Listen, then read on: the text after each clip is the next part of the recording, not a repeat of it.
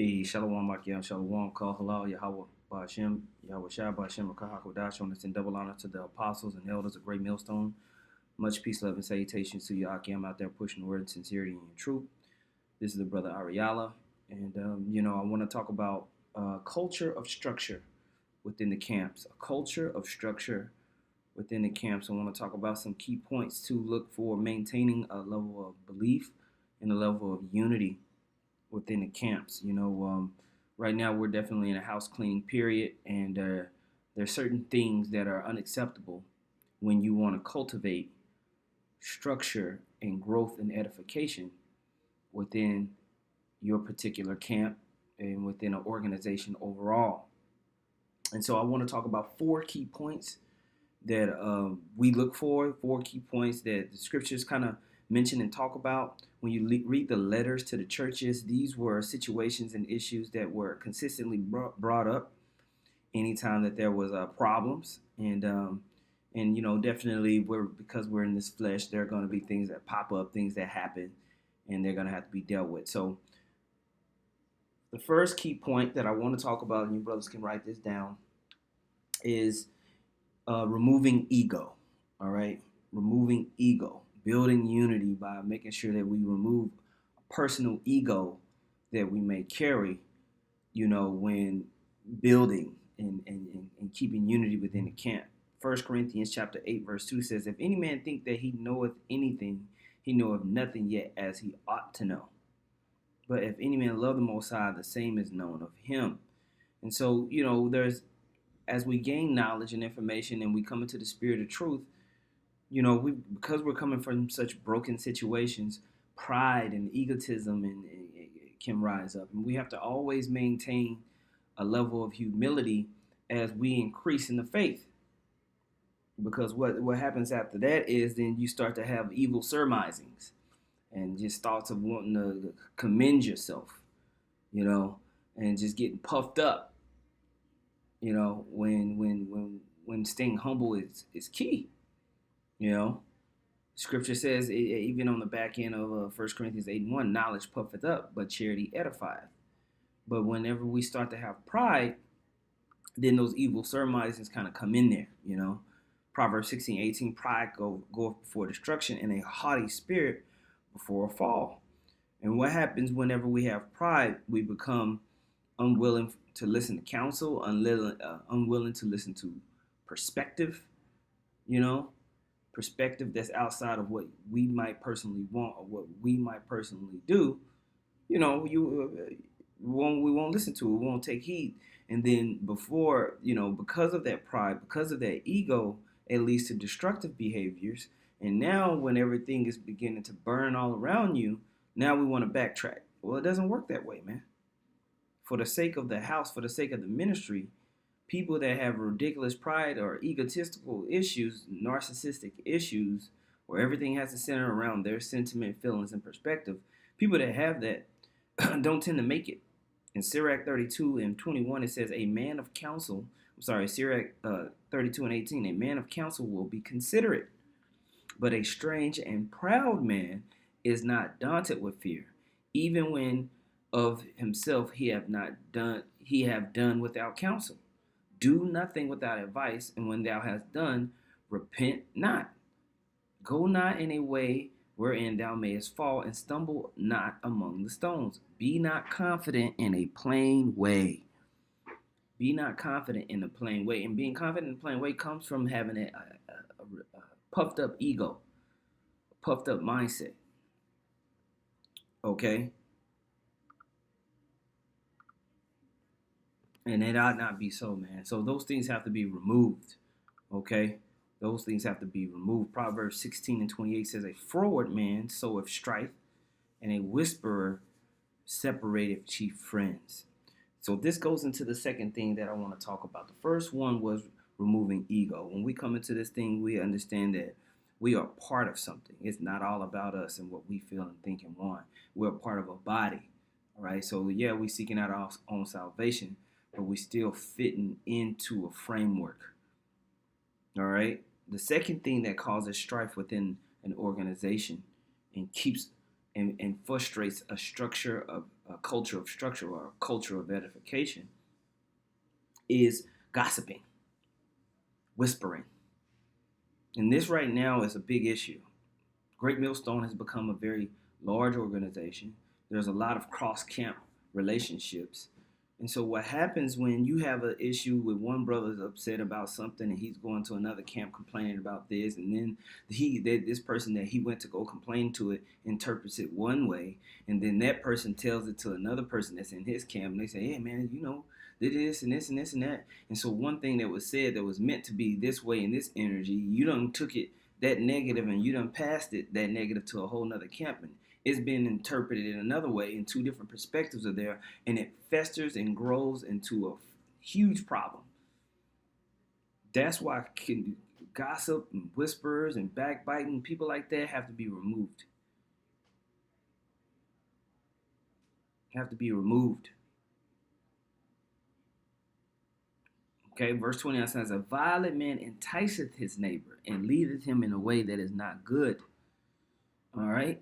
And we see these things with men in the camps, man, top to bottom. And it's a problem. And it's something that within the letters to the churches, Paul had to address. And of course, we're going to have that issue now. Well, gossiping and doing all that talebearing and whispering, and it should not and will not be tolerated. All right? Proverbs 11:13 says, a talebearer revealeth secrets, but he that is of a faithful spirit concealeth the matter. All right? And so this is what happens, man, when a talebearer is going here, going there, causing strife. All right? Causing brothers to come up against each other or think a certain way. Words mean things, and words definitely can be weapons. And if someone is using their words to create division and strife within the church, they need to be removed. That's why the scripture says, mark them which cause divisions. Okay? You got to remove that person. Okay? 1 Peter chapter 4, verse 13 says, but rejoice inasmuch as ye are partakers of Hamashiach's suffering, that when his glory shall be revealed, ye may be glad also with exceeding joy. If ye be reproached for the name of Hamashiach, happy are ye, for the spirit of glory and of the Most High resteth upon you. On their part, he is evil spoken of, but on your part, he is glorified. But let none of you suffer as a murderer, or as a thief, or as an evildoer, or as a busybody in other men's affairs. Yet if any man suffer as a Christian, let him not be ashamed, but let him glorify the Most High on his behalf. A lot of brothers receive persecution because of being evildoers and busybodies. And then they want to cry and complain and act like a victim. When it was you running around causing strife, when it was you running around causing division and problems, and now when the heat is coming to you, see, sometimes you can be right about something, but the way you manage and handle it, if you handle and manage it wickedly, and you going around being a busybody and gossiping and talebearing and being a jerk, you might have been right about a couple of some of your points, but because you handled it like an evildoer, and now you're suffering, now you wrong too, or you even more wrong. And the Most High and the Spirit of Yahweh Shem Yahushua is always going to vet that out. So we have to check ourselves from being in that spirit, man. You gotta make sure you're edifying with your tongue. You gotta make sure you're edifying with your words. This is a part of a culture of structure and edification. All right, removing your own pride and removing the sense of gossip, talebearing, whispering. Going here and there talking. You heads of camps going around talking too damn much, being too familiar with the younger brothers. Things you might say affect that young brother. Even I have to learn that. We have to learn that, man. I can't be and have the same similar type of conversation that I would with a brother of tenure, so to speak, an officer. And just, you might be chilling, just talking, speaking on a matter kind of like, passingly. You're not really, that you haven't made your mind up about a situation. You might speak something, you might make a joke about it. And the young brother take it and run with it. He's listening to every single word you say. Okay? And then young brothers, well, you too damn nosy sometimes. You want to be in the business that you shouldn't be in. You need to just stay in your lane. And you act like, and a lot of because of the word is going out, a lot of this knowledge has been spoon fed to brothers, there's a spoiled mentality. You know, like someone's supposed to answer to you. This is an honor. This is a gift. This is a privilege to be a part of this body, man. We have to maintain a spirit of humility and a spirit of grace.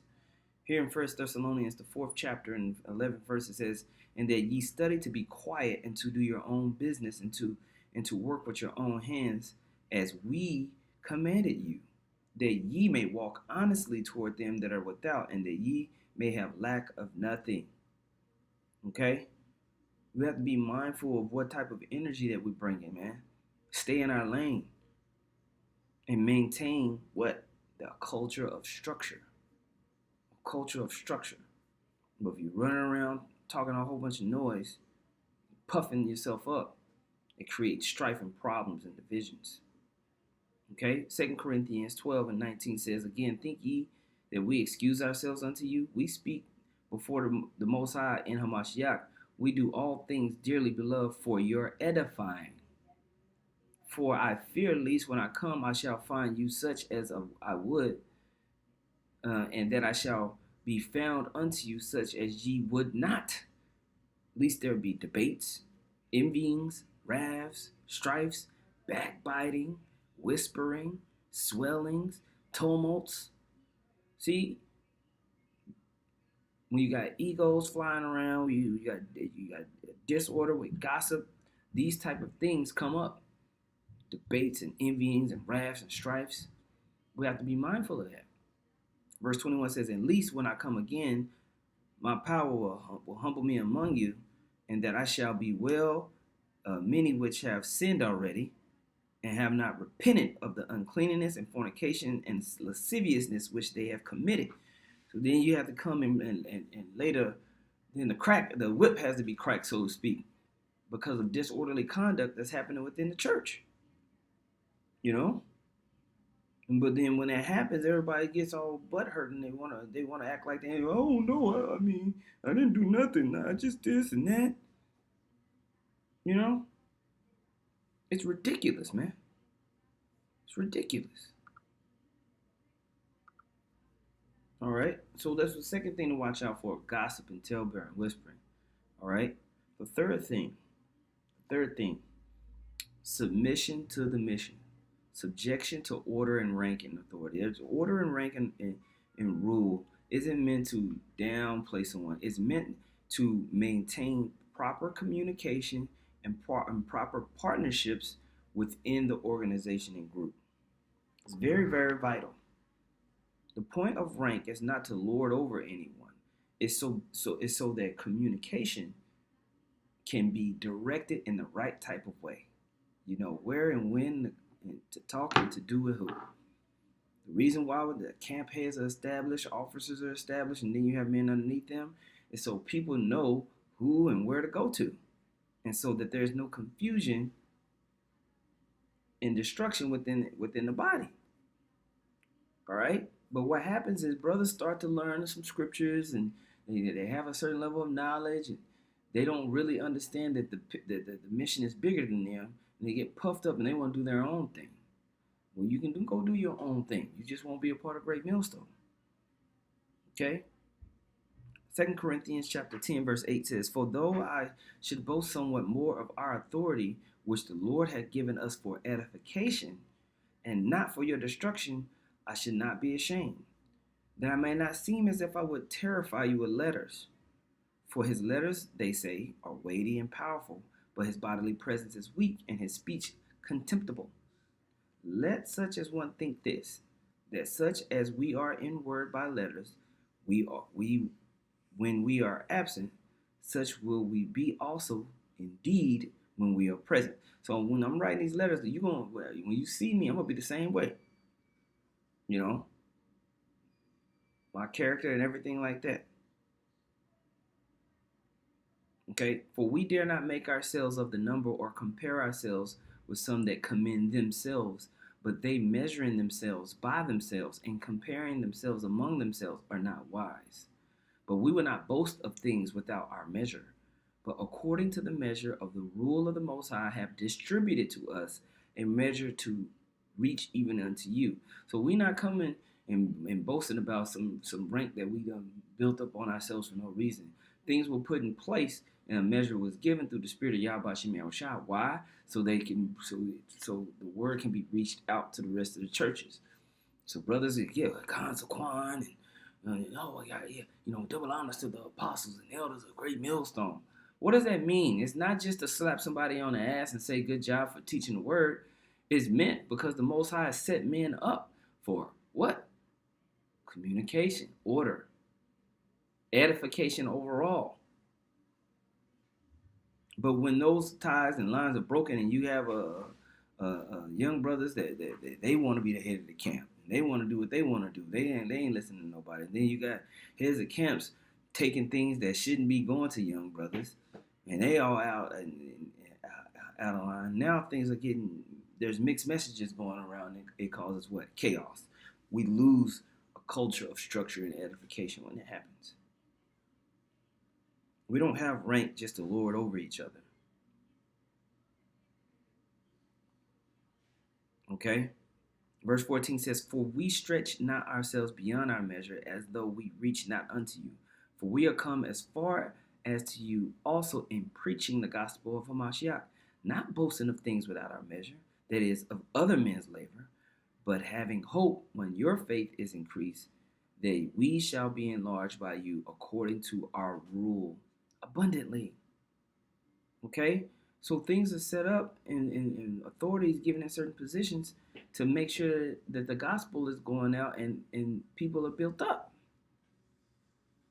Not just say, hey, you need to do this, hey, you need to do that, just because. No, man. These things are needful so that the spirit can flow. Hebrews chapter 13, verse 17 says, obey them that have the rule over you and subject yourselves, for they watch over your souls, as they that must give account, that they may do it with joy and not with grief, for that is unprofitable for you. And when men are out of order and they just want to do their own thing, there's no semblance of humility and obedience. I'm not no man pleaser. You got daddy issues, and so you can't take authority from men.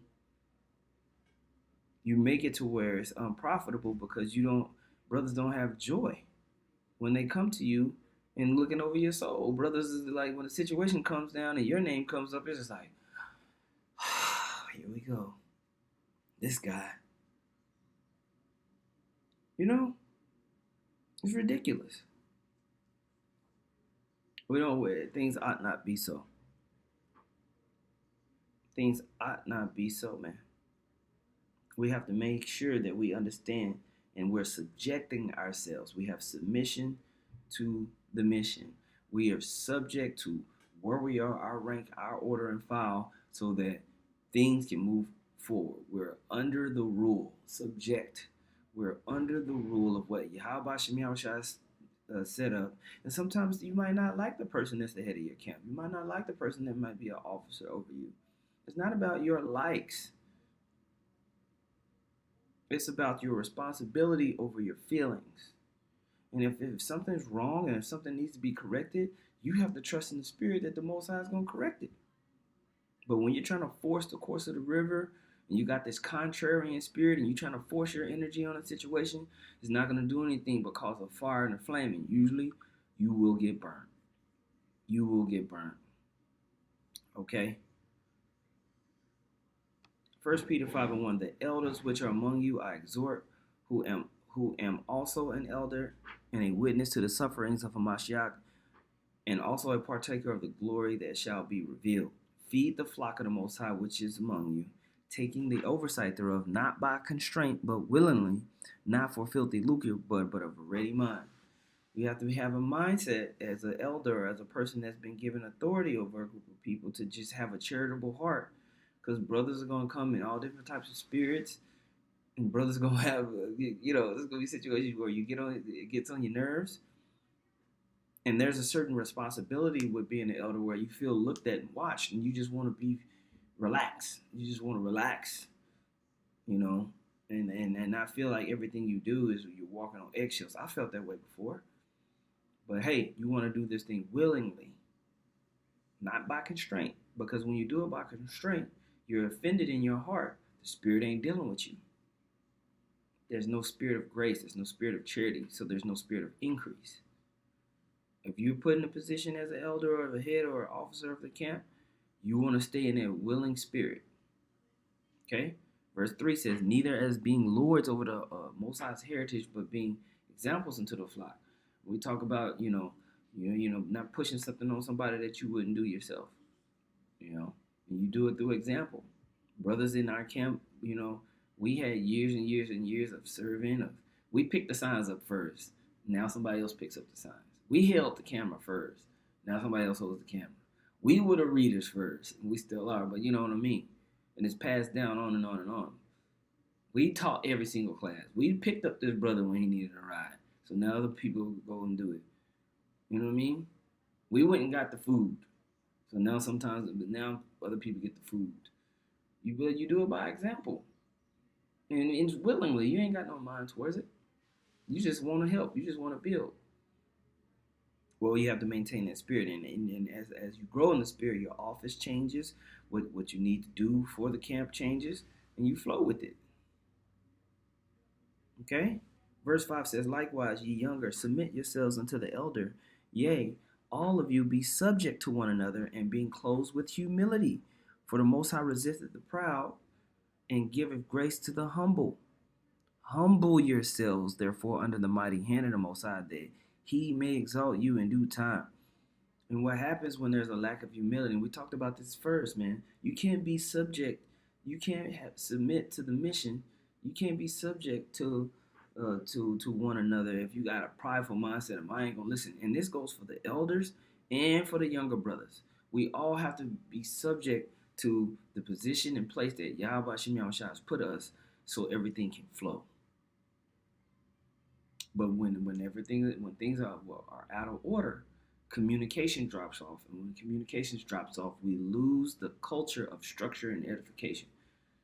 So we have to watch out for that. We have to remain in the spirit of humility and of subjection to where we are. Okay? All right? And I think it's very important when we see verse 8. It says, be sober, be vigilant, because your adversary, the devil, as a roaring lion, walketh about, seeking whom he may devour. So he can use these instances of pride. He can use those instances of being puffed up as opportunities to create divisions within the church. And now, because of offense, brothers are going at each other. And it's creating a situation where edification is not there. Instead of building, destruction is happening. We have to watch out for that. Okay? And I can go on, but I think the point is made. I think the point has been made on that right there. Okay? The last thing. So the first one we talked about is removing ego or pride. No gossiping, whispering, or tale-bearing is number 2. Number 3 is submission to one another. The elders have to submit to a way, just like the younger men have to submit to a way. Right? And number 4 is a big one. Number 4 is lack of forgiveness. We have to be mindful. We have to keep a mindset of forgiveness, right? Because when we lack forgiveness and it removes charity, bro, things can get haywire quick. Holding grudges and being offended and staying in a state of offense, you will never maintain a culture of structure, a culture of edification with that type of spirit. Never. And one of the things that was said is it's not the presence of strife that's the issue. It's the lack of forgiveness that's the issue. Here in Colossians, the 3rd chapter, in the 13th verse, it says, forbearing one another and forgiving one another, if any man have a quarrel against any, Yeah, sorry about that. Colossians 3:13 says, forbearing one another and forgiving one another, if any man have a quarrel against any, even as Hamashiach forgave you, so also do ye. All right? And above all these things, put on charity, which is the bond of perfectness. See, forgiving someone and releasing that grudge or offense that you might have towards a brother that did something, when if he truly is repentant of it, you know, allows you to maintain that agape love, which is charity. Okay? And when you have a charitable heart and you can give freely, the Most High will continue to fill your cup. Your cup will runneth over with the Spirit of the Lord. But when you are offended, the Most High will not continue to pour into that cup, and you will become dry, dehydrated. Okay? We all are in this flesh, and we all are going to have faults. We all are going to have things that are just like dirtiness. But the spirit of grace must rest amongst the body, and forgiveness is key, so that we can move and flow with each other. It's like oil in a cog and wheels. As those wheels come against each other and have friction on each other, that oil of forgiveness keeps it moving.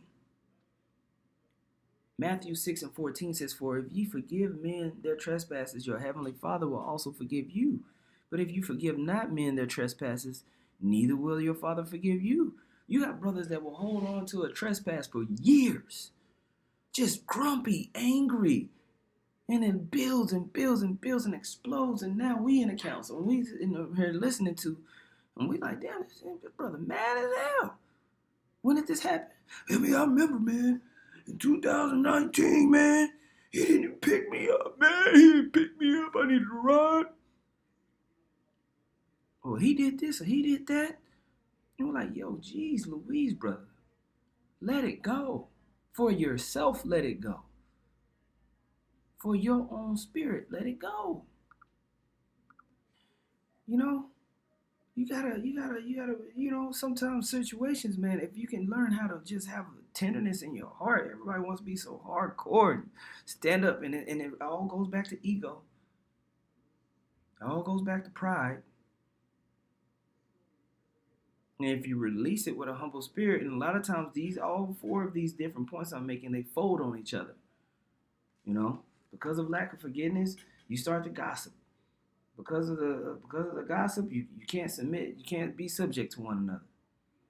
We're not subject to one another because we have ego issues. And vice versa. All of these things are necessary to maintain a culture of structure and edification. Okay? The scriptures talk about not letting the sun go down on your wrath. Brothers done let the sun go down for 2 years on their wrath. Like, damn. How long you still gonna be mad at that, man? Ephesians, the 4th chapter. Verse 29 says, let no corrupt communication proceed out of your mouth, but that which is good to use of edifying, that it may minister grace unto the hearers. And grieve not the Holy Spirit of the Most High, whereby ye are sealed unto the day of redemption. Let all bitterness and wrath and anger and clamor and evil speaking be put away from you with all malice. Be ye kind one to another, tenderhearted, forgiving one another, even as the Most High, for Hamashiach's sake, have forgiven you. Yahweh Shai had to forgive us. He had to put off the trespasses and the wrongdoings that was done to him in order to get the mission done. You are going to come into that same type of situation amongst the brothers. But if you can't let it go, the Most High will remove you from the body. And if you causing strife and you're offending the little ones because of the hardness in your heart, the Most High will remove you from the body. And here is where the spirit of judgment lies, protection. This is a very, very precious thing. So, man, those 4 things I want brothers to meditate on as far as a culture of structure and edification. 1, remove ego.